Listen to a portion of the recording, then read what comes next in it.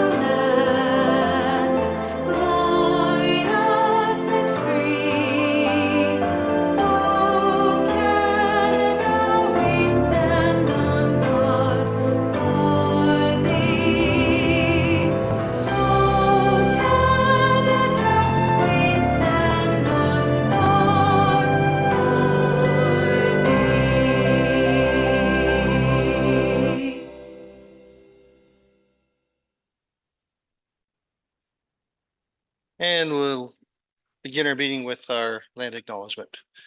As we gather, we are reminded that the municipality of South Huron is situated on Treaty 29 land that is steeped in rich Indigenous history and home to First Nations, Inuit, and Métis people today. And as a community, we have a responsibility to honor and respect this territory's significance for the Indigenous peoples who lived and continue to live upon it and whose practices and spiritualities were tied to the land and continue to develop in relationship to the territory and its other inhabitants today. In the spirit of reconciliation and truth, we acknowledge the Anishinaabe and the Haudenosaunee peoples on whose traditional territory we are meeting. And we turn to item number 2. Ms. Masuha-Carlson, please. That South Huron Council approves the agenda as presented. And the mover, please. Moved by Councillor Neeb, second by Councillor Oak. Any discussion? Call the question. All in favor? And that carries with 7. Thank you. Disclosure of pecuniary interest and the general nature thereof. Are there any disclosures this time? Councillor Neeb, go ahead, please. Yep. Thank you, Mayor Finch. Item 14.1 on Maitland District School Board meeting highlights of March 26. The general nature, I'm an employee of the Allen Maitland District School Board, so if that item comes up, I'll be stepping out of the meeting. Thank you for that. Are there any other disclosures at this time? Very well, not seeing any. And we move on to presentations, which there are none. Delegations, there are none. And we move into a public meeting. Ms. Masuha-Carlson. That South Huron Council adjourn at 6:03 p.m. for the purpose of a public meeting pursuant to the Building Code Act for proposed amendments to building permit fees. And mover, please. Deputy Mayor, seconded by Councillor McLeod-Haggett. Any discussion? Call the question. All in favor? Carries with 7. Thank you. And I turn to our acting clerk. Go ahead. The purpose of this public meeting is to discuss proposed amendments to the building permit application fees as set out in Section 7 of the Building Code Act. This meeting is to allow members of the public and council the opportunity to ask questions and provide feedback on the proposed changes. There is a public registry located at the door for any individuals wishing to be informed of council's decision. Members of the public are to include their name and contact information on the registry, which will be held by myself, the acting clerk. Council will not make any decisions regarding the proposed fee changes at this time. The bylaw outlining the proposed changes will be brought back to a future council meeting for council consideration. We welcome Stefan. And go ahead. How are you, Stefan? I'm well, Mr. Mayor. Thank you very much. Good. Feel free to begin whenever you're ready. Thank you. I think, I believe, yes. Thank you again, Mr. Mayor and members of council. My name is Stefan Kshechranovic. I'm an associate partner in Hempson Consultant. I've spoken to you before about our user fee review. And as the clerk mentioned, this is a public meeting being held under the Building Code Act, which is required prior to council making any changes to its building permit fees. So it's we'll be dealing with a subset of a broader analysis that we presented on to you last month. This presentation tonight also follows a similar presentation on other user fees, which was made at a community engagement session held by the municipality on March the 20th last. So I'm going to speak for about 15 minutes, and then of course, happy to answer any questions members of the public or yourselves may have. Next slide, please. I'm just going to speak very briefly about the how the building permit fees fits into the broader user fee review that we've undertaken. Just speak again very briefly about the Building Code Act and what's required before you make any changes to your building permit fees.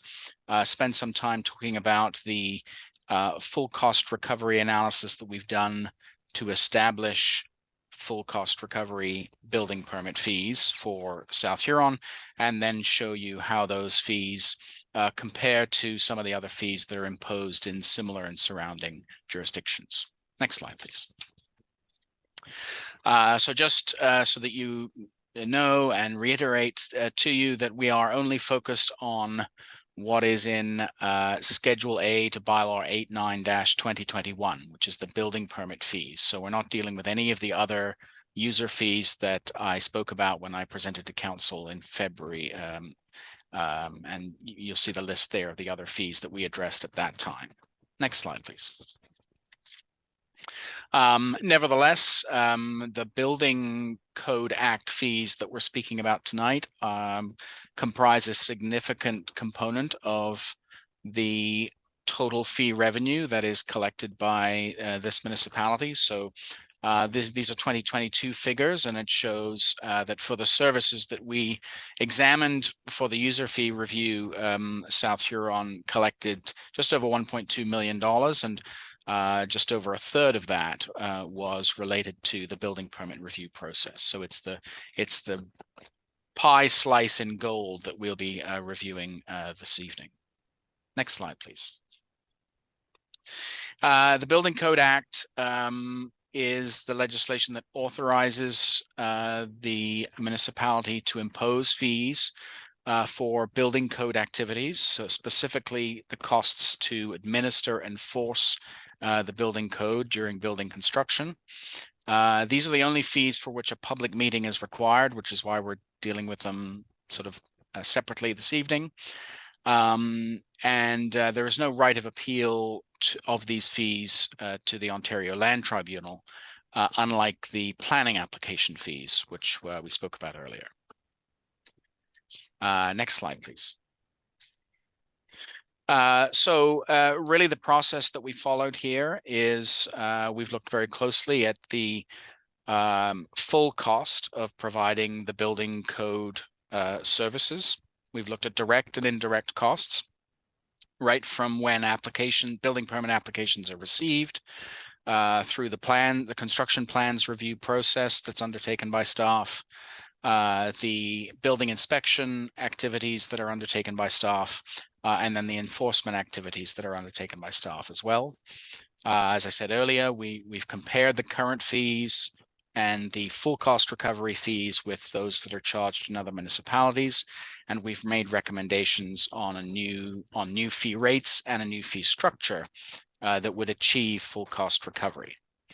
Of course, council can implement lower fees should it choose to do so. However, I do want to point out that anything less than full cost recovery, the shortfall that would arise would generally have to be paid for through the property tax base.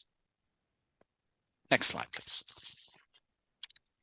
As I said, we've looked at both direct and indirect costs. So your direct costs will be the cost of the staff who are directly involved in reviewing the applications and doing the inspections. We've spoken to all your staff. We've reviewed the budgets of the various departments involved. We've looked at historical application and revenue data, and direct costs would cover salaries, the cost of office space, other operating costs of the department, and provision for capital replacement of vehicles and buildings. We've also looked at indirect costs. So these would be costs incurred by the more corporate departments at the municipality that support the building department in its operations, IT, HR, finance, and so on. And we have also looked at ensuring that there is sufficient monies in your current reserve funds to offset revenue shortfalls in years when construction activity is low and there's insufficient revenue to pay for costs in that particular year. I'll talk a little bit more about that in a second. Next slide, please. This is just a summary then of the total cost of the building code service. It's $727,000. Almost all of it related to the activities of your building staff, your chief building official, plans examiner, and inspector. For example, there is some support from staff in the fire services and infrastructure development services, but for the most part, it's building staff that are incurring these costs. And you can see there in the pie chart that most of the costs are related to staff salaries, but there are direct operating costs, the cost of space, the indirect costs from the corporate departments, and then a provision for a transfer to the reserve funds, around 7% of the total costs, which again, I'll speak to in a second. Next slide, please. We've determined that there's a gap between the cost of the services that you provide and the revenues that are being generated under the current fee rates. That gap is about $240,000. And so in order to close the gap, you could justify increasing your current fee rates by 51%. Next slide, please. So the fees that you will see in our report, which was issued at the end of February, are the full cost recovery fee, 51% increase across all of the fees. You'll see that there's some recommended changes to the fee structure, particularly for permits for new construction, mainly to reflect differences in the level of effort required for permits at different stages of construction. So there's now a tiered fee with a higher fee for when inspections are being done on finished buildings and lower fees which would be incurred if it's a shell building or a fit-up building.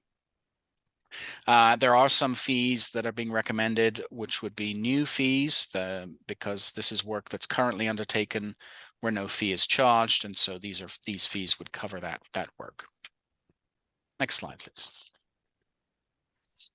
The municipality has in place 3 reserve funds for building code activities, and they are there in order to manage, as I say, the revenue fluctuations that occur in periods of high and low construction activity. So there's a revenue stabilization fund for that.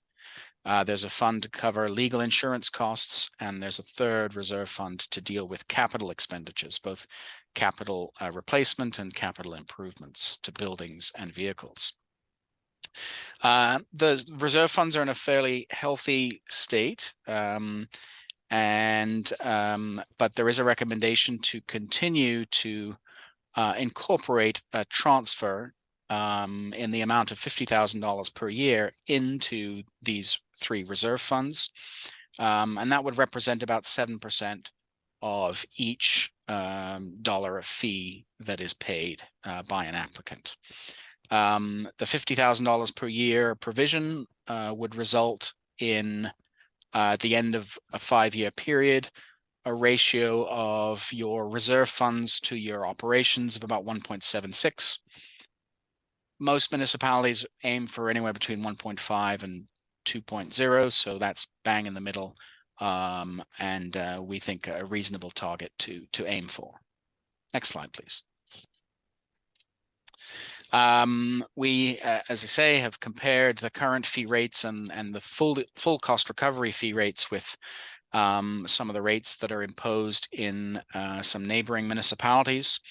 Lambton Shores in Lambton County, Huron East in Huron County, North and West Perth in Perth County, Lucan Badolf in Middlesex County, and the town of St. Mary's, shown in the red on the map there. Next slide, please. And the bottom line is that your current building permit fees fall within the mid-range of the benchmark range, with fees for new agricultural buildings falling sort of within the low end of that range. The calculated full cost recovery fees, if they were adopted, would bring the municipality in the high end of the range for most of the fees, though the fees, again, for agricultural building construction would still be in the mid-range. About 75% of all the building permit fee revenue that's collected, by the way, is from new residential construction and new farm building construction. Next slide, please. Our report also makes some additional recommendations. These don't necessarily just apply to the building permit fees, but certainly we think that the municipality should undertake a similar comprehensive review of its user fees on a regular basis every 5 years. There should be provisions in the building permit fee bylaw and other bylaws to ensure that fees are indexed annually to make sure that they keep pace with inflationary cost increases.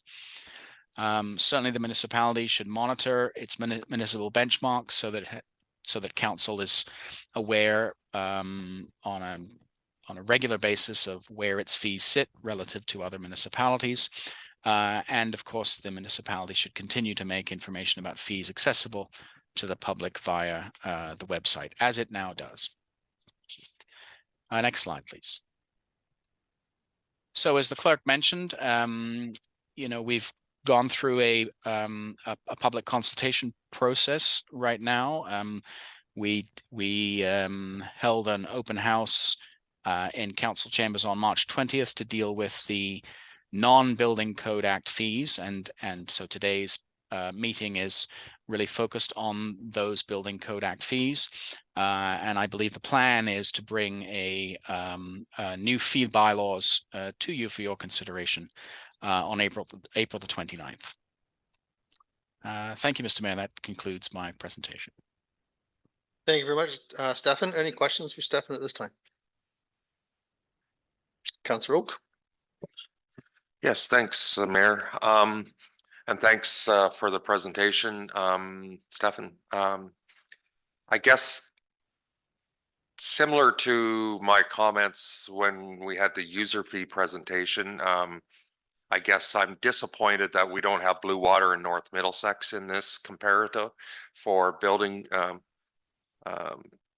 fees as well, knowing that they're, knowing who our competitors are, and we've invested significant funds in infrastructure for subdivisions in South Huron here, and we want to make sure that we're competitive in the marketplace, and I'm hoping that maybe those numbers will come back to us for the April 29th presentation.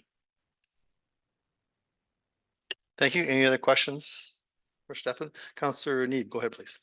Well, and I think too, and hopefully I'm not getting ahead of myself, but within the staff report, there are figures about some of the fees, the building fees for Blue Water and Middlesex Center, and maybe Mr. Rolfe, maybe you could go in a little bit of detail about how we compare to some of those municipalities. Mr. Rolfe, do you want to take that now?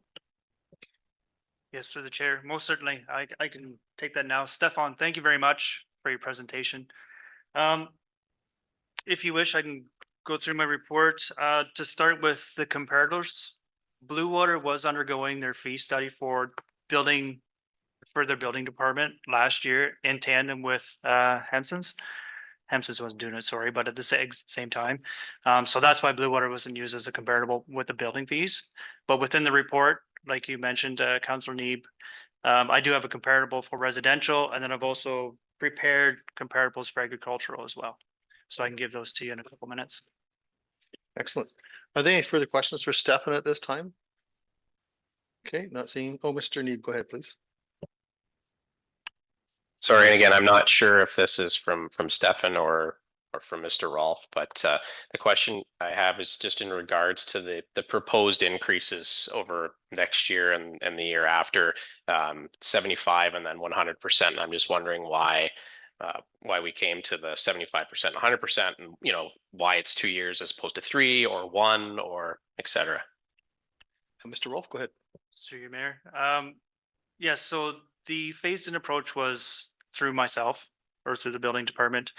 I went 75% because as in the report, it does mention that Hempson's did include an FTE within full cost recovery. This year in 2024, I don't foresee us obtaining that FTE within this year. However, with the development coming down the pipe, we do need to really consider an FTE, not only for the amount of workload that we're going to have, but also for succession planning. So that's why for the remainder of 2024, it's at 75%, and then it bumps up to 100% 2025, and then the CPI from 26 to 29. Great, thank you. Any follow-up? No. Great. Any other questions for Mr. Rolfe at this time? Councillor Rolfe? Yeah, but I'll let Mike make his presentation first because I've got some questions on the report. So. Okay, very good. Go ahead, Mr. Rolfe, whenever you're ready. Thank you to the chair. So as Stefan mentioned, they did provide a schedule of their fees. What I am proposing, yes, thanks, Scott. It would be the other one. So what I'm proposing is to change the way the schedule looks, and that's just for clarity for not only ourselves, because it's easier to read the way I've proposed it in my mind anyway, but also to our contractors, developers, and homeowners who are pulling their own permits. So as you can see on the screen, basically what I've done on the left-hand column was provide Hempson's proposed fees. And then I've laid it out in a grouped as assembly classification. So group A is your assembly occupancy. And then as you go down, group B, C, D, and F, all of these classifications are pulled right out of the building code verbatim. Okay, and then we get into our standalones, which Stefan mentioned on, which was flat rates. And then further onto that, your septic systems and plumbing and such. So I'll just kind of do a recap on my report, and then I'll take questions after that. So again, as Stefan mentioned, within the Group A assemblies, Group A, D, E, and F all have finished, shell only, and finished with the existing shell. So basically a finished is your building complete, footings, foundation, superstructure, and your interior fit up done. A shell only would be your footing and foundation with the superstructure on top of that, but nothing completed on the interior. So we are seeing that more and more with like industrial buildings or with your plaza style buildings where the developer will build it, they'll wait for the tenant to come in. The tenant will then apply for a building permit for the interior fit up. Example is the development going on the north end of town at this time where it's just a shell permit. The tenant will come back in and apply for a permit and obtain that for the interior fit up. So if you can see, it's highlighted in yellow on the Group A assemblies as well as D, E, and F. On top of the finished, the shell only, and the finished of existing shells, I've included in there the interior alterations for an existing building. So this fee is for any existing building that already has a fit up. That we need, like, where they're proposing to alter that building. The reason it's a little bit higher is because once you get into altering an existing building, it gets a lot more complex, especially when you get suites above suites, right? Or you're changing the use from a Group D office to a mercantile. There's different provisions in the building code.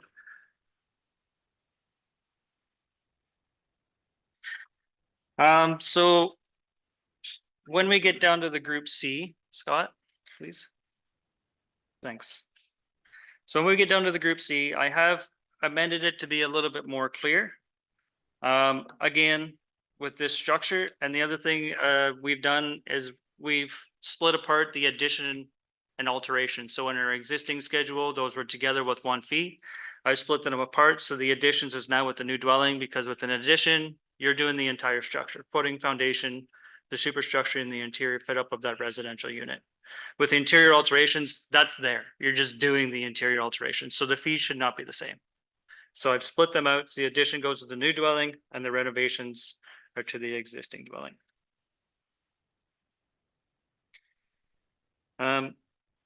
If you move down, Scott, to the agricultural, which is on the next page. So within the agricultural section, you can see that our liquid solid manure storage and bunkers, previously they were they had a rate of a volume based, so they're per cubic foot of those structures, and we've simplified it for a flat rate. Okay. And then when you go down to the standalone and the miscellaneous, Mark also mentioned this. They've added, or we've added plans review. Again, the flat rates for the manure storage and bunkers. We've incorporated the bin fees with that manure and storage bunkers rate. So it's all one rate. A change of use application, alternative solutions was also added in there, as well as fire alarm systems, sprinkler systems, HVAC systems. So what was happening was we are getting more and more applications for fire alarm systems, sprinkler systems, standalones.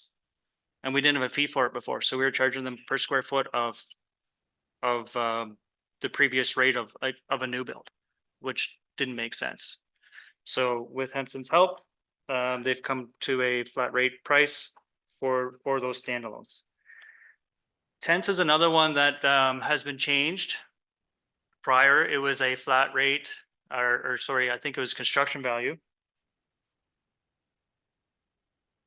Yes, it was construction value, I believe, with a minimum rate of like 150 or 75 bucks.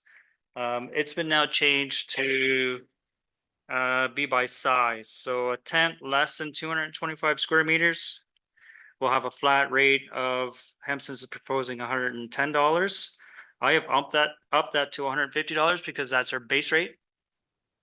Okay, and then when you get over 225 square meters, it then goes up. There's different provisions in the building code for tents that are greater than 225 square meters.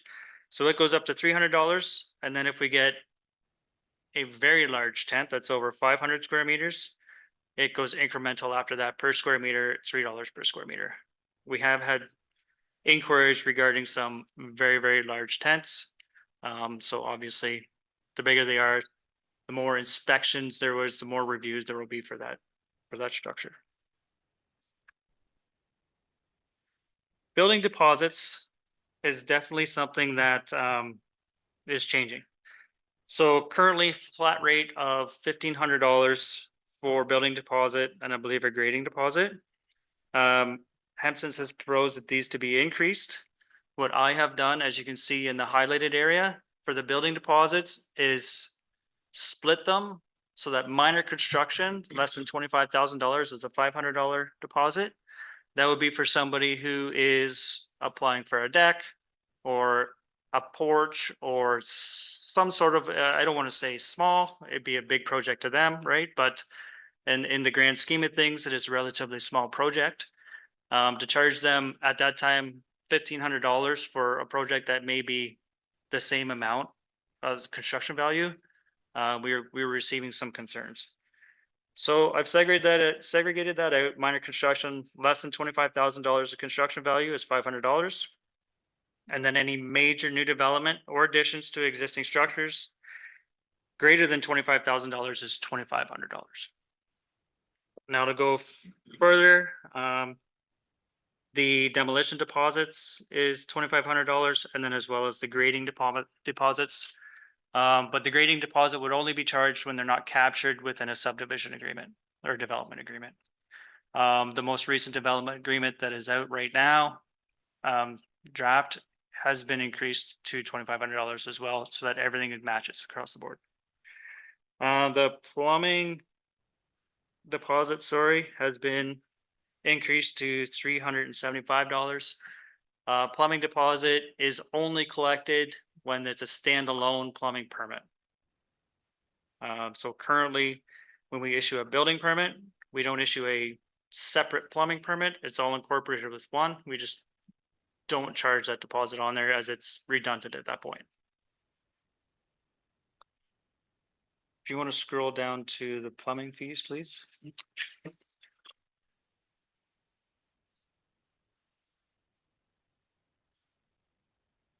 Thank you.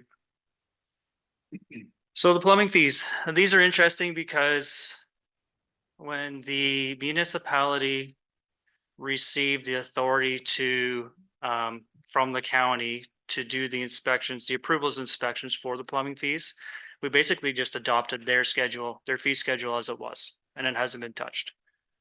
And that was just to keep things consistent because there was a big change on the AHJ, the authority having jurisdiction. So it was just kept the same to be consistent. And it didn't align with our fees much at all. So what Hempson's did was take 51% across the board, and they've just applied that to the existing rates. The base fee for plumbing, what Hempson's is proposing is $310. As the base fee for the rest of our building permits is $150. It only made sense to me to reduce the plumbing rate to $150. So we're matching the base fee across the board. Fixture units have been increased to $18 from $12.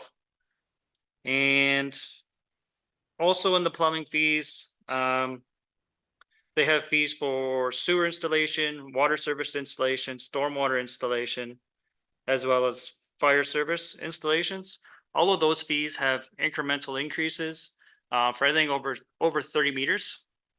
And that incremental increase is $3.50 for each additional 30 meters or part thereof. We typically do not get into anything that's that large a project that we need to start charging $3.50 for every 30 meters of pipe. So I've taken that right out of there because the cost incurred to actually do that calculation is already spent by doing the calculation. So it just, so I've taken that out and it's a flat rate. Basically Hempson was proposing $179. I made it an even $200. And then there is alterations without additional fixture units which was something that we've never used. So I've removed that entirely. Roof water leader piping inspection and roof drain inspections. It's another incremental pipe or incremental fee that I have now combined just into roof drain and roof water leader piping inspection. And it's just per roof drain. And that's gonna look at both the roof drains as well as the roof water leader. Inspections for testable backflow prevention devices. We have not done that either. I've never charged that because we don't have a building inspector that is certified to do those backflow prevention testing. So I have removed that. And the main building drain at $3 per linear meter has been removed. So again, it's a fee that we just don't use. The reinspection fee was proposed at $189 from Hempson's. I've dropped it to $150, and that aligns with the building fees above. When we get into the septic, again, I've taken this and kind of streamlined it a little bit. the biggest streamline here is just combining both your class 4 conventional systems with a class 4 tertiary unit and just making it one fee. So previously, there's two separate fees regarding or depending on the type of class 4 system they were proposing to install. I've combined it to just a class 4 system and it's a flat rate. And that's the same with just a tank replacement. Previously, there was class 4 tank replacement as well as tertiary unit tank replacement only. I have combined those again. Reason being that those tertiary units are becoming more and more popular and very common. So the review process on our end is not much different than that of a conventional system. And that's the same with the inspections.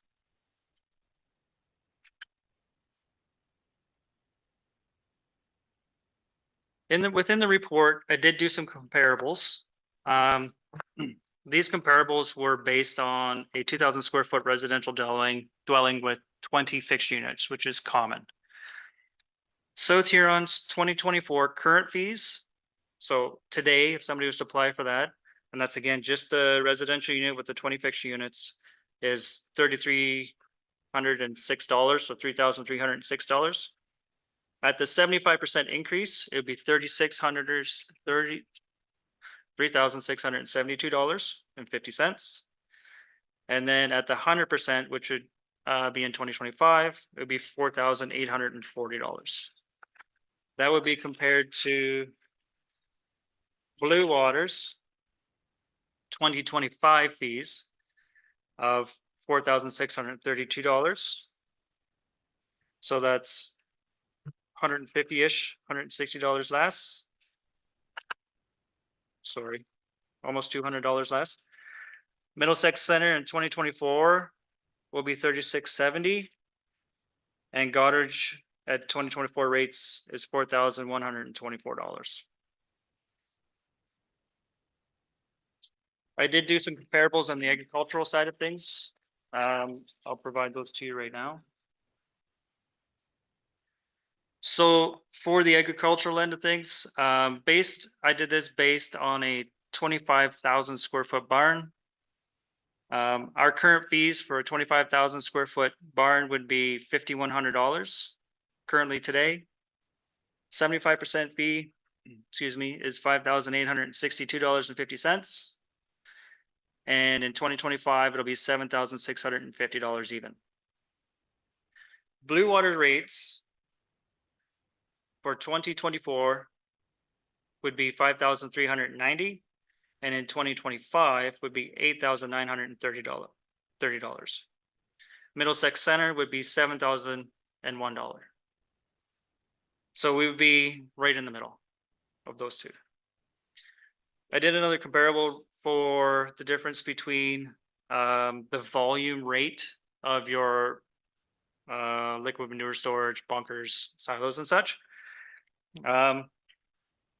Currently with the volume rate, we're $854. And then with a flat rate in 2024, it's $450. And in 2025, it's $600. Blue Water's rates for 2025 would be $370. And Middlesex Center's flat rate currently is $555. Does anybody have any questions? Any questions? Councillor Oak, go ahead, please. Yes, thanks. And thanks, Mike, for clarifying some of the things, because the ag buildings was a little bit confusing when it said it was going from $0 to $600 in the chart. Right. It didn't elaborate on the volume in those charts, so Right. I thought we were going from 0 to 600. So then Understood. that was one of my questions. I guess my overall thought is I'd like to see this phased in longer period of time than 2 years myself, just knowing that the economy is struggling right at the moment, and everything has gone up. Inflation has caused everything to go up, and I want to be able to build more homes because we need more homes for the housing part, and I don't want this to be a restriction to our municipality where our neighbors. It depends on which one you're comparing with. Right now, we could price ourselves out of the market in a couple of the neighboring municipalities with the aggressiveness, because we're going to be the highest of all those comparables come 2025 if we phase it in over 2 years.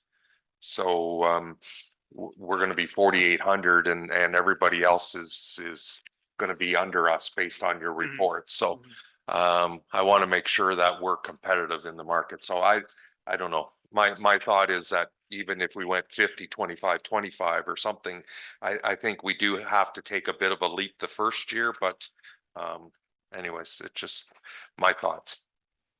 Thank you, Councilor Oak. Any other questions? Okay, not seeing any. Very good. Moving on to the recommendation, please. The South Huron Council receives the Hempson presentation on building fee review and this report from Mike Rolfe, Director of Building and Planning, Chief Building Official, regarding the proposed amendments to the building department permit application fees for information. And is there a mover for that? Councillor Neeb, seconded by Councillor Oak. Any discussion? Call the question, all in favor? That carries a 7. Thank you. Go to 6.1.1.3, the draft bylaw, and on this comments from council and the public. Any other comments? Comments from the public? There we go. Yep. Welcome. And if you could just state your name and push the button for the microphone, please. Thank you. Katrina Robinson. We went to a meeting where Mike Rolfe briefed us on the building fees. I wanted to come to council and provide some of the feedback that us builders and contractors discussed. We do think that some of the fees are very aggressive. I know personally for our company, we're planning to try and do 5 more builds this year. Those building fees don't allow us to try and save our customers any more money. And everybody is talking about house affordability. So that 75% or 51% over 2 years is basically directly being passed on to the consumer. So I think that there is a discussion there. The other thing that we had an issue with, I know personally myself, was the deposits jumping so much. We're being asked to put more money out, and we're technically paying interest on that and not receiving interest back while you guys hold on to our money. So one of the ideas I posed to Mike Rolfe was, what if council set up like a builder grace period, like you build a reputation. So the more permits you apply for and close in good standing, that money becomes less and less, or can be done with an irrevocable letter of credit instead of that actual physical cash. So for us personally, if we're going to do 5 houses this year, that's $10,000 that I have to put out that I could be putting in somewhere else. So if you're going to collect that $10,000 and you want to gain more money, the question was also asked, is there a way for you guys to invest that money to recoup some of your costs? Okay, thank you for that. Mr. Rolfe, any comments at all? If you don't, that's fine. Just, okay, no, that's fine. Any other questions from members of the gallery? Okay, are there any comments from council? Last chance for that. Okay, thank you. Thank you very much for speaking there tonight. Mr. Carlson, please. The South Huron Council, Oh, sorry, Mr. Neeb, go ahead, please. Apologies, I should have put my hand up right away. I was humming and hawing. I'm just wondering what the next step with this would be. So we've done the public meeting. When will this come back to council? Mr. Carlson. this will come back with the other fees on the 29th, the committee of the whole. Okay, thank you. Okay, any other questions at this time? Okay, Mr. Oak. Just to clarify, that's a committee of the whole that night. That is the committee of the whole. Thank you. Okay, Ms. Masood Carlson. That South Huron Council now closes this public meeting at 6:44 PM and reconvenes the regular council meeting. And a mover, please. Moved by Deputy Mayor, seconded by Councillor Neeb. Any discussion? Call the question, all in favor? That carries with 7. Thank you. And item number 7, please. That South Huron Council adopts the minutes of the regular council meeting of March 18th, 2024 as printed and circulated. And a mover, please. Moved by Councillor McLeod Haggett, second by Councillor Neeb. Any discussion? Call the question, all in favor? Carries with 7. Thank you. 8, please. That the agenda packages, minutes, and highlights of the following committees and or boards be received as presented to council. Upper Thames River Conservation Authority, draft hearing committee minutes of January 25th, 2024, and January 30th, 2024, and agenda package of March 26th, 2024. Draft minutes from February 27th, 2024, and agenda package of March 26th, 2024. Exeter Business Improvement Area, minutes of February 13th, 2024. Port Blake Task Force, draft minutes of March 6th, 2024. Sable Bayfield Conservation Authority, draft minutes of February 15th, 2024, and agenda package of March 21st, 2024. Committee of Adjustment, draft minutes of March 18th, 2024. Police Services Board, draft minutes of March 19th, 2024, and February report. And Blue Water Recycling Association, meeting highlights of March 21st, 2024. And a mover, please. Moved by Councillor Neeb, seconded by Deputy Mayor. Any discussion? Councillor Oak, go ahead, please. Yes, thanks, Mayor. Just item 8.3, the Port Blake Task Force. Just a couple questions. What stage are we at with the drainage at this point in time? Deputy, do you want to take that? Saw your hand go up. Thank you. Right now, we have the drainage engineer doing a report and supposed to be bringing it back to us, I believe, next week. If he has it done by that time, but yes, we have an engineer involved. Councillor Oak. So we're in the first week of April, so it's not likely going to get drained before we open this May? I guess we're really hoping, but that's the question for the engineer once we get the report. Yeah, because it'll have to go to tender yet. Based on the dollar amount, I would expect. So anyways, just asking. And the other comment I had was there was talk about allowing pedestrians and cyclists free access to the park. There was talk about that. And I guess I have a bit of concern about that. Just knowing that there's ways that people might just drop a carload of people off there, or different things going on. So I guess I just caution that to start anyways. Deputy. And that was definitely a discussion we had, but there's been no action taken on that yet. And that all that stuff will be coming back to council. Okay, thank you. Any other comments? Deputy, go ahead. Thank you. As you know, the new act took over April 1st. The detachment board is underway. There's some really big, long things that have to be taken care of, and I just want to thank staff for all the work they've done over the years on the Police Services Board. It is finished, so kind of looking forward to the new part. I don't know whether the CAO has any comments but I'd like to thank everyone. Great, thanks. Deputy, comments, Sue Paulson, anything? I don't really have any further comments. We're working, the CAO's working with the detachment in kind of a transition right now. I did talk to Inspector Unan and just as a follow-up, because we had been receiving reports monthly. So he's going to continue to provide us some kind of documentation monthly in South Huron until the new board is created and we can get something from them. Okay, great. Councillor Oak. Great. Thanks for the update, Rebecca, because I was going to ask whether we could still get a monthly report or at least quarterly or something for just South Huron, even with the new board. You know, we do have a police contract, so it'd be nice if well, we're paying $2 million still to the police services, so it'd be nice to get a report of what's going on in South Huron is my thoughts on that that front. And the other thing I wanted to mention on the police service, thank you to the officers for doing a focus patrol on Morrison. Showed what the residents were saying, that there is an issue there. I don't think it's any different than anywhere else. They're speeding everywhere, but when there's racing charges and everything else, there's definitely an issue. So hopefully they'll continue to do further focus on that area. Thank you. And Deputy.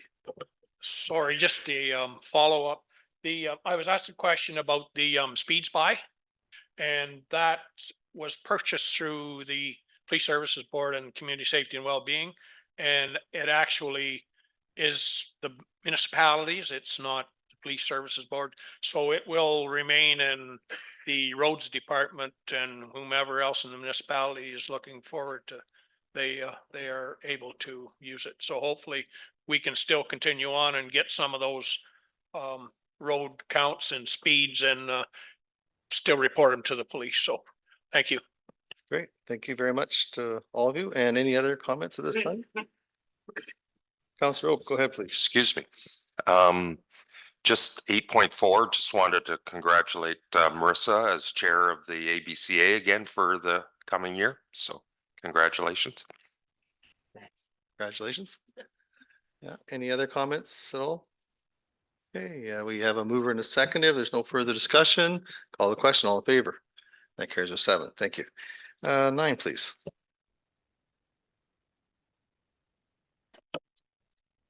Now, we're lucky enough to have Mr. Krieger here with us today. Do you want me to go ahead and just read this?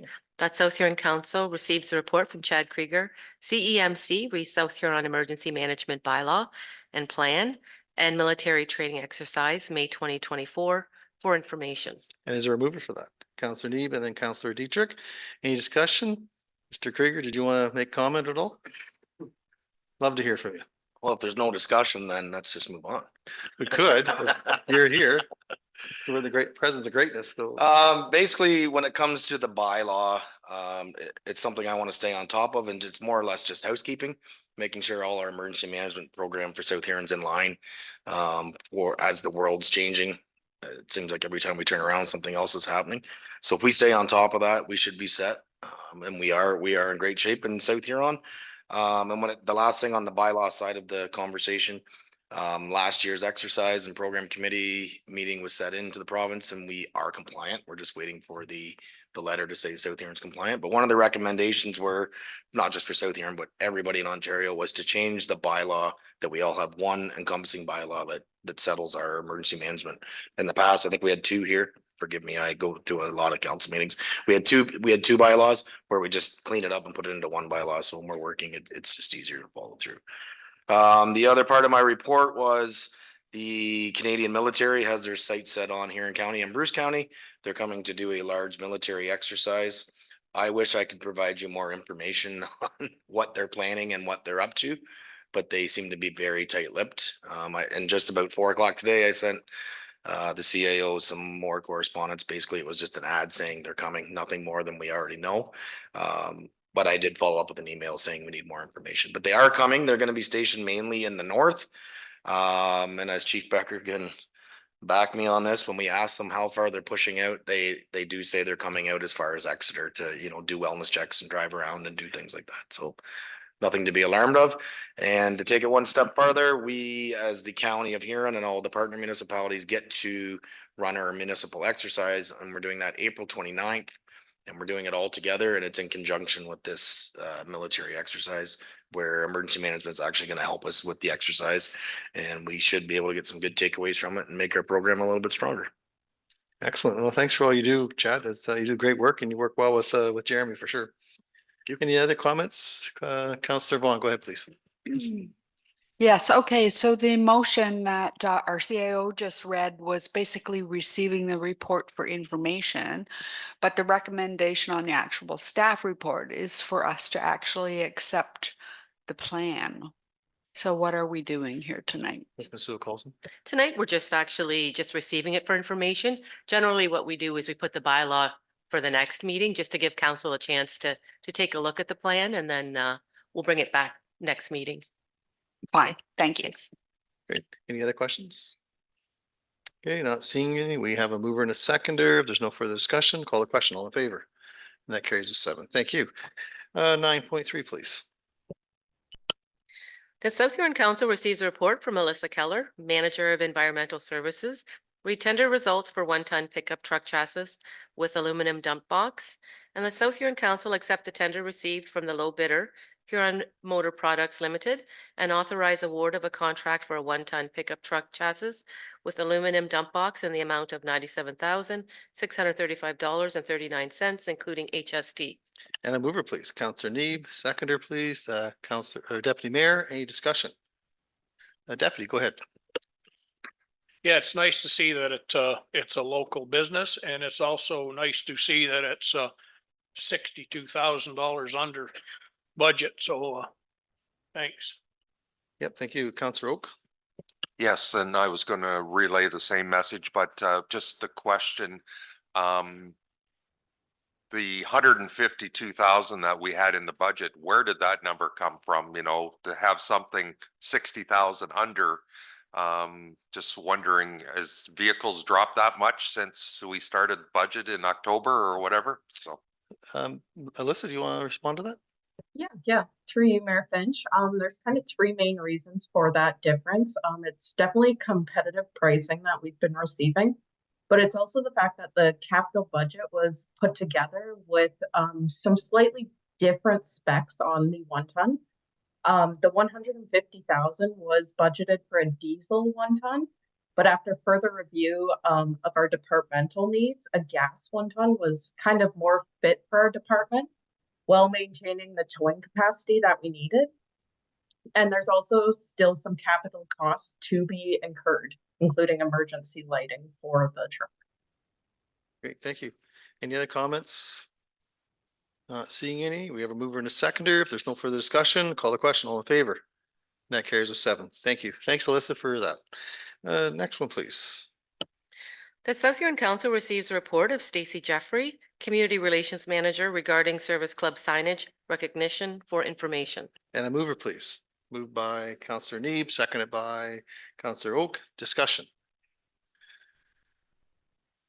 Okay, not seeing any. Oh, Counselor Oak, I have a question. yeah, just wondering what the next steps would be or what we should be looking at from here. We have Miss Jeffrey. Hi, Stacy. Any comments at all in regards to next steps? Through you, Mayor Finch. So as you can see, this report truly is for information, and you will notice, of course, service clubs are important, but there is a lot to discuss at the council table in terms of signage. So it's truly up to council and their direction.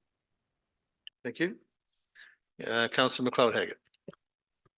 I just want to note that I want to make sure that when we're looking at these signages, that we're not looking at just putting it on the outskirts of Exeter. We need to put them within South Huron.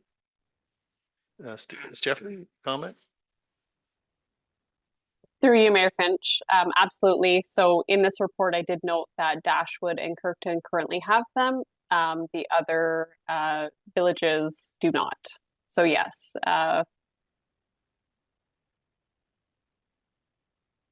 Okay, thank you. Any other comments? Councilor Neeb, go ahead, please. Just a comment too on what a service club is and the definition of it and whether or not, like you did provide within the report, service club means a not-for-profit corporation or group whose philanthropic principles and charitable actions are to address various community service needs in the municipality. Goes on, but I'm just wondering do we need to codify that in order to move forward? Like that seems like a pretty important thing we need to do, and I'm just wondering, like, in order to give some direction, like I think we probably need to define that or at least agree on that. Ms. Masuda Carlson, a comment? think it would be up to council to decide next steps, whether this is something to move forward on, because there is finding out who wants, is there an interest, number one, from other service clubs, where they would go, definitions. And is this where council wants to move forward on? There are some existing signs, some are MTO, which we do not have maybe the authority to put anything on. Others are the county, so we'd have to work with them. Some of our signs are getting older, and maybe it's a budget discussion when replacing signage. It's just a matter of at this point, it's just information to council. It is going to cost some money, and it is going to there's going to be a few more reports that are required. And if council would like to give direction on those, we can do that. Or is it something for now that is just to be considered for future budget? Members council, Councillor Oak. I just wonder if this is maybe something that we could add to a future committee of the whole meeting as a topic to have further discussion at that time. I'm not sure that it's a priority. It's not showing up on a priority list for us. Some of the groups probably don't want to do it. There's other ways with the QR codes and things in our halls and arenas and our facilities that where you could scan a code and pull up all the service groups off of our website or something like that.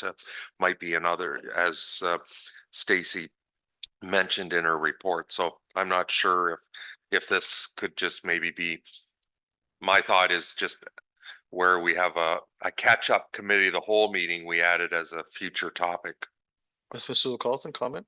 Then I'll go over to Councillor Need. I'm just wondering, perhaps it could be something brought up at the priority setting on Monday to see whether council would like to add it to the priorities. Very well. Councillor Need. Volunteerism is mentioned in our community safety and well-being plan. It's part of community engagement and community life. So I do think there is a connection there. I think pretty quickly it could balloon out of control too. I do think we need to have some controlled parameters as to what we want to do. So I'm in favor of having further discussion about it, but I do think it maybe would be worthwhile to find out how many organizations would be interested prior to looking into signage. I think there's other ways we could recognize organizations too. Very well. Any other comments? Councillor Vaughn, go ahead, please. Yeah, I think that if a further discussion is maybe warranted, staff have gone to the trouble to prepare the report, so that would be warranted in my mind. Whether it's at the priority setting or a committee of the whole, I don't know, 6 of one, half dozen of the other. What's going through my mind though, as I read this report and I look back to the motion that was made, about a month ago or so, is I'm trying to remember what the need for this request was in the first place. So like, did we have service clubs that actually came to us and asked us to do something? And because I can't recall whatever that need might have been, I can't really opine, if you will, on what's the right thing to do, like whether to put it on a OCR Q code type of thing or put it in a facility, because I don't know what's the need that we're trying to satisfy here. So we might want to think about that before we have any discussion about spending money. Why do we need it? Okay, thank you for that. Any other comments? Okay, not seeing any. So we're receiving this for information, I believe. There's no further discussion. Call the question. All in favor? And that carries a 7. Thank you. 9.4.2. That South Huron Council receives a report of Alex Wolf, Acting Clerk, Office of the Information and Privacy Commissioner, annual reporting for information purposes. And a mover, please. Moved by Councillor Neeb, second by Deputy Mayor. Any discussion? Call the question. All in favor? Carries a 7. Thank you. 9.4.3. That South Huron Council receives a report from Alex Wolf, Acting Clerk, reappoint engineer under Section 78 of the Drainage Act for Hill Municipal Drain. And that South Huron Council hereby appoints William J. Dietrich, PN, from Dietrich Engineering Limited as a municipal drainage engineer to prepare a report for the repair and improvement of the Hill Municipal Drain. And a mover, please. Moved by Counselor Vaughn, seconded by Counselor Oak. Any discussion? Call the question. All in favor? That carries with 7. Thank you. Are there any notices of motion, Madam Clerk? There are none. Thank you. Items for discussion arising in the previous meetings. Any comments from that? Counselor Vaughn, go ahead, please. Yes, I quite enjoyed hearing what the Huron Shores area transit people had to say. Looks like we're making some good progress there. Might only be still sort of special purpose groups taking advantage of it. So more marketing and expansion. But what's going through my mind right now is they're likely going to be back in 2025 and likely going to be asking for money. So I'm thinking this one is probably a good candidate for priority and for budget.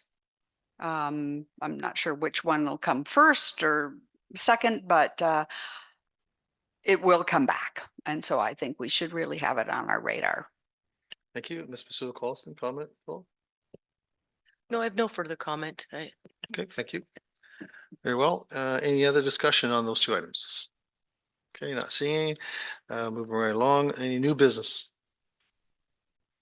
Not seeing any. Mayor and councillor comments and announcements. Any announcements or comments from members of council? Councillor Oak. Yeah, thank you, Mayor.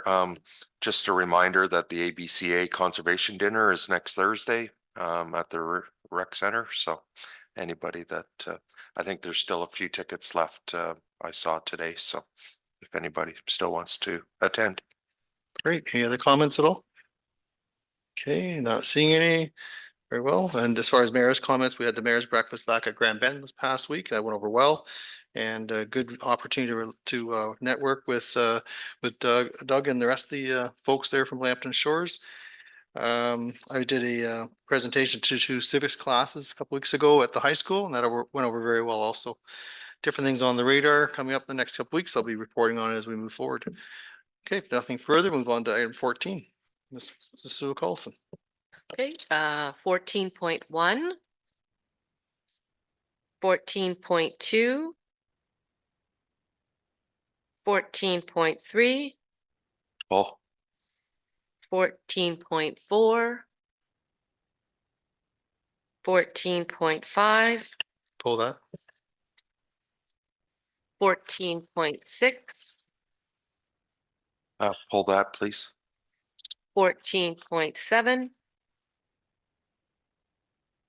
14.8, Pull that, please. 14.9, Pull that. 14.10, Pull that, please. 14.11, 14.12, and that's 14.12.1, 14.12.2. Pull that, please. Okay, 14.3, Councillor Oak. Yeah, just want to thank the Thames Road Eatonville Community Park report, and looks like they were quite active again with the park and great community partnership there. Our money helping to expand that park and significant investment from the community members as well there. So it's a great partnership. Great, thank you. So 14.5, I asked for that to be pulled, and you'll see that there was a letter sent to myself. This also is related to 14.10 regards to the resolution at Enbridge.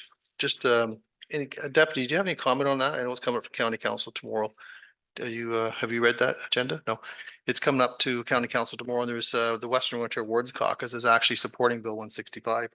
So I'm wondering if that's something we'd be interested in supporting also under 14.5 and 14.10. Councillor Neeb, do you support that? Okay, so moved. Is there a seconder for that? Councillor Dietrich, any other discussion? Councillor Vaughn, go ahead, please. Sorry, I just want some clarity. What were we just thinking about supporting? The Bill 165 that Minister Smith is bringing forward. The one where we're basically saying that we're going to continue to subsidize Union Gas going forward, and we're just going to forget what the Ontario Energy Board had to say about things? Because that's what I think that Bill 165 actually had to say. Yeah, is that what we mean? Yeah, have you read that whole act or? have you I've read quite a bit of that whole piece, and there's actually a counter argument, which you referenced, Mayor, further down,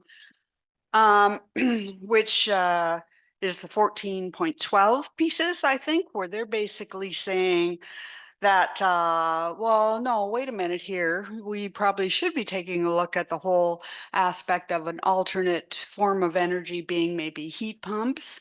Maybe there's something to that argument, and that they're suggesting that all energy source companies basically be treated fairly and equitably across all municipalities when it comes to how you get your energy.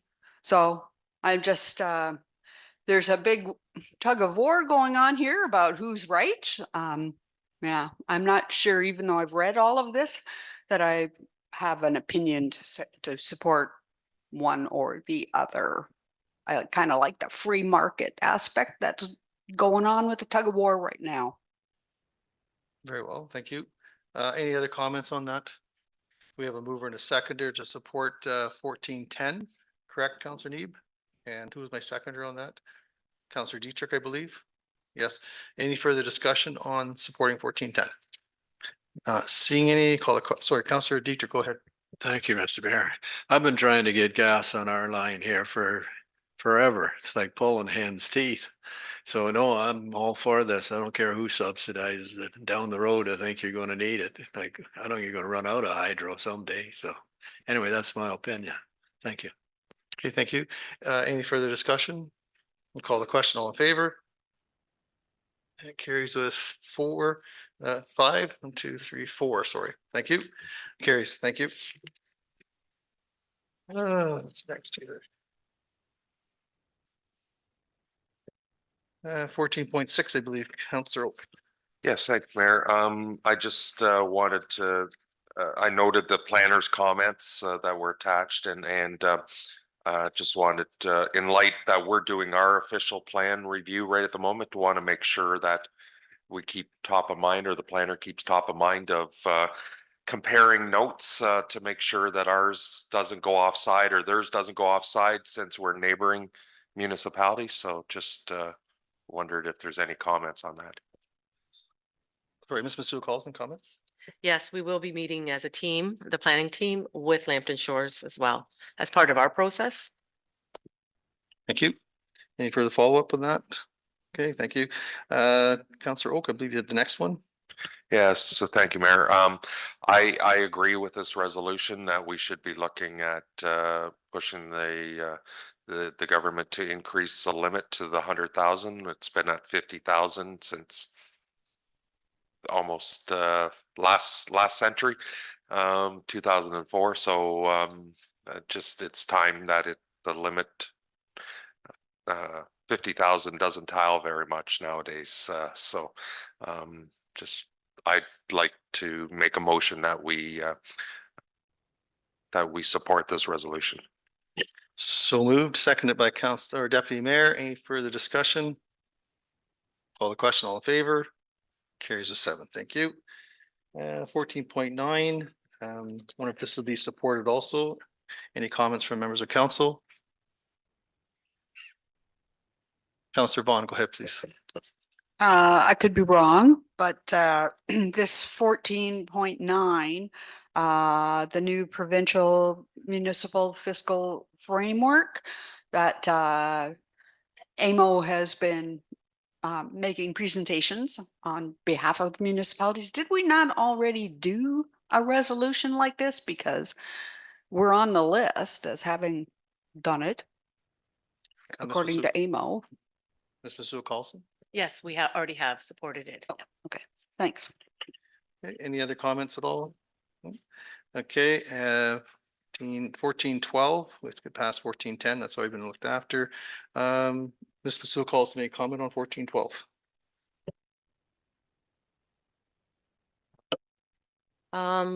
Right at this time, nothing really. It is more in the same vein. And I did think that we already have supported this, something like this as well. This particular resolution as well. Okay, if we have, that's fine. We can move on from that and go to the recommendation, please. Mr. Masu Carlson? Sorry. That South Huron Council received communication items not otherwise dealt with. And a mover, please. Moved by Councillor Oak and seconded by Councillor Neeb. Any discussion? Call the question. All in favor? Carries of 7. Thank you. No closed session, therefore no reporting from closed session. 17.1, please.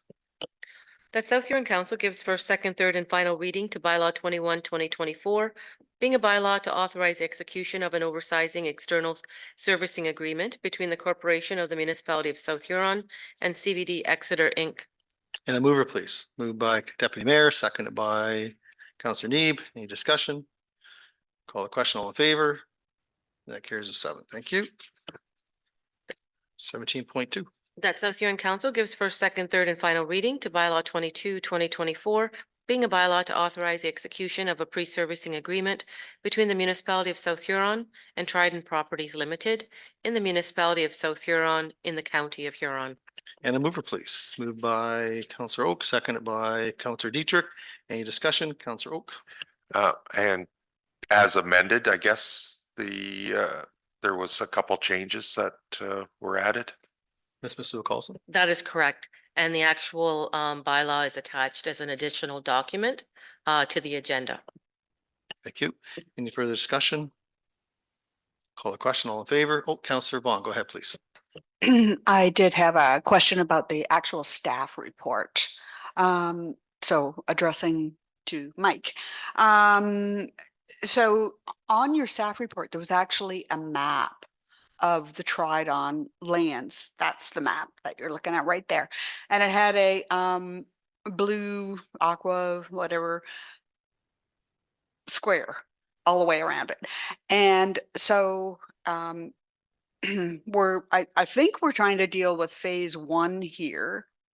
But that aqua square covers all of the Tridon lands, which is both phase 1 and phase 2. Is it not? Go ahead, Mike. Through the mayor. Yeah, you're correct. It's an excellent question. So the blue outline of the actual property, that's the property that's referenced within the legal description. That's within the pre-servicing agreement because it's still all one property. The pre-servicing agreement itself is for phase 1, which is the north half, which is outlined in the green in the memo. Okay. But it's still all one property. So until such time that the reference plan gets registered with the land registry office, it would be at that time when all the individual properties are then created and this legal description would change. And then when draft plan approval comes forward for phase 2, whenever that time is, then that legal description for that piece of property in the south end would be its own. So that's why it's outlined in blue, because it is still all one property at this point in time. Okay, so it's all one legal property. Yes. But it's only the phase 1 piece that this pre-servicing actually relates to. Exactly. Okay, thank you. Great, thank you. So we have a mover and a seconder. If there's no further discussion, call the question. All in favor? That carries a 7. Next item, please. 17.3. Did you want to read that? Go ahead, Ms. Masu Carlson. That South Huron Council gives first, second, third, and final reading to bylaw 23-2024, being a bylaw to appoint Alex Wolf as clerk. And a mover, please. Councillor Neeb, seconded by Councillor McLeod Haggett. Any discussion? Call the question. Oh, sorry, Councillor Oak. I would just like to say congratulations if this passes, but congratulations, Alex. So we need to make it official. All in favor? And congratulations. Any speech at all? I'm just looking forward to continuing to work with South Huron in this role. Thank you, Madam Clerk. Yeah. Very well. On to the next one, 18, please. A South Huron Council gives first, second, third, and final reading to bylaw 24/2024, being a bylaw to confirm matters addressed at the April 2nd, 2024 council meeting. And a mover, please, by Councillor Neeb, seconded by Councillor Oak. Any discussion? Call the question. All in favor? That carries with 7. Thank you. 19. Through you, Mayor Finch, I'm wondering if we could just take a couple of seconds to have all of council and Alex have a picture before we adjourn, if that's okay. Absolutely, yeah. Let's do that right now.